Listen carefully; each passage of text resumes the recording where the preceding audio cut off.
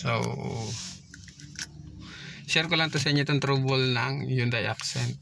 So tumirik siya. Nung tumirik siya, so in-scan natin. Ang lumalabas sa kanya, hindi mapasok yung engine. So yung system ng engine hindi mapasok. Ang napasok niya lang ay yung sa EPS, so sa electronic power steering. So ang lumabas sa kanyang fault code C1611. So CAN EMS timeout. So engine management system timeout, hindi siya mapasok, lost communication. So ito yon.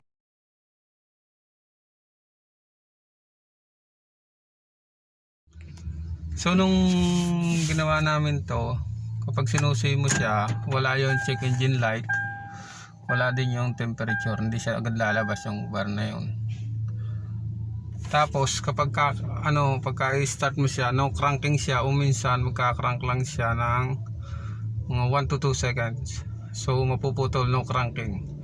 Nung chinek, no, makikita natin doon sa huling video, chinek ko yung fuse ng yung relay, yung main relay natin, yung sa engine relay. So wala yung negative trigger. So ang nagbabato dito ng negative trigger ng computer nito ay yung ng main relay ay yung computer.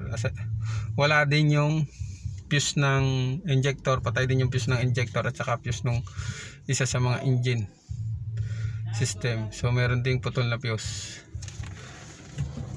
So pag tiningnan natin, chinek natin yung mga fuses doon. So mako-confirm natin ang sira ay ECM. So pina-repair natin yung ECM kay Sir Rafi Bautista.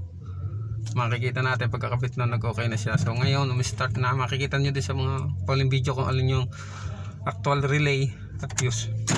So ngayon, okay na siya. Ito. So salamat kay Sir Rafi. Okay na, mandar na siya. So ang trouble noon ay computer box. So pag nakaano ka nito, limit ang computer box. Yung computer box niya malapit sa may battery. Start na siya.